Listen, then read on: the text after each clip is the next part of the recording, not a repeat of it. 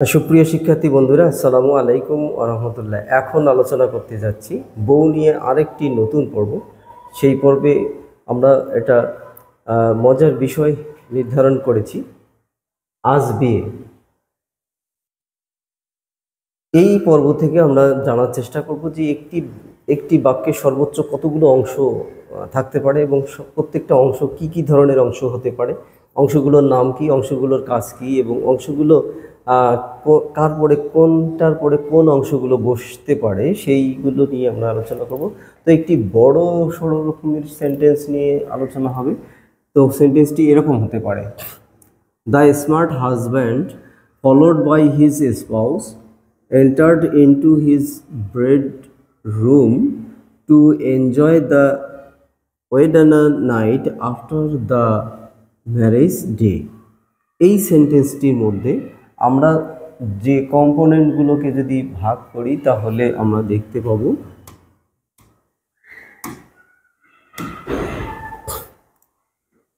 প্রথমে দেখতে পারবো যে বাক্যে যে কয়টি কম্পোনেন্ট অফ দ্য সেন্টেন্স এর মধ্যে মহামিলন ঘটেছে তা হলো নিম্নরূপ।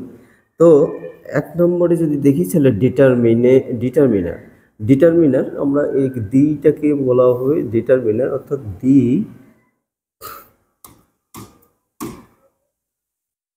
এটি ডিটারমিনারের ভূমিকা পালন করেছে, তাই এটি দা হচ্ছে ডিটারমিনার। এরপরে আমরা যেটা পাই সেটা হচ্ছে যে মডিফায়ার স্মার্ট, এটি হচ্ছে মডিফায়ার এটা নাউনের প্রি মডিফায়ার হিসেবে কাজ করেছে এবং এটি নাউনের অ্যাডজেক্টিভ হিসেবে কাজ করেছে আর কি। তো সেদিক থেকে আমরা বলবো এটাকে মডিফায়ার। এবং 3 নম্বরে যদি দেখি তাহলে সেটা হবে হেডওয়ার্ড, যাকে আবর্তন করে যাকে ভিত্তি করে সবগুলো সেন্টেন্সের দৌড়ঝাঁপ হয় আর কি, সেগুলো হচ্ছে হাজব্যান্ড, এটি হচ্ছে হেডওয়ার্ড। এটিকে ঘিরেই আসলে সমস্ত সেন্টেন্সটি গঠিত হয়েছে, এই জন্য এটাকে হেডওয়ার্ড বলা হয়। তাহলে হেডওয়ার্ড থাকবে, হেডওয়ার্ড হলো হাজব্যান্ড। এরপরে পার্টিসিপল আমরা ফলোড বাই হিজ স্পাউস যদি বলি, এই অংশটুকু আমরা কি বলবো যে participle phrase. Past participle phrase হয়েছে যে ফলোড বাই হিজ স্পাউস, এই যে পাস্ট পার্টিসিপল ফ্রেজ হয়েছে ফলোড বাই হিজ স্পাউস। এরপরে যদি দেখি তাহলে এন্টার্ড, এই কথাটি এন্টার্ড, এটি হচ্ছে ফেনিট ভার্ব। একটি সেন্টেন্সে ফেনিট ভার্ব অত্যন্ত জরুরি একটি গুরুত্বপূর্ণ ভূমিকা পালন করে, সেটি হচ্ছে এন্টার্ড অর্থাৎ ফেনিট ভার্ব। এরপরে ইনটু হিজ বেডরুম, এটা হচ্ছে আপনার ভার্ব কমপ্লিমেন্ট, ভার্বকে কেন্দ্র করে এটি কমপ্লিমেন্ট হয়েছে। এরপরে যদি বলি infinitive phrase to enjoy infinitive, to enjoy the wedding night, এটি হচ্ছে to enjoy the wedding night, এটা হচ্ছে আপনার ইনফিনিটিভ ফ্রেজ। এরপরে এক্সটেনশন হিসেবে প্রিপোজিশনাল ফ্রেজও থাকতে পারে আফটার দ্য ম্যারেজ ডে, তাহলে এটি হচ্ছে প্রিপোজিশনাল ফ্রেজ।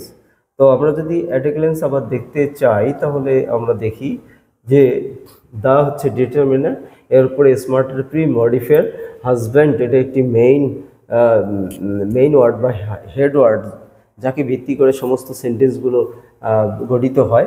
এরপরে ফলোড বাই হিজ স্পাউস, এটা হলো পার্টিসিপল ফ্রেজ।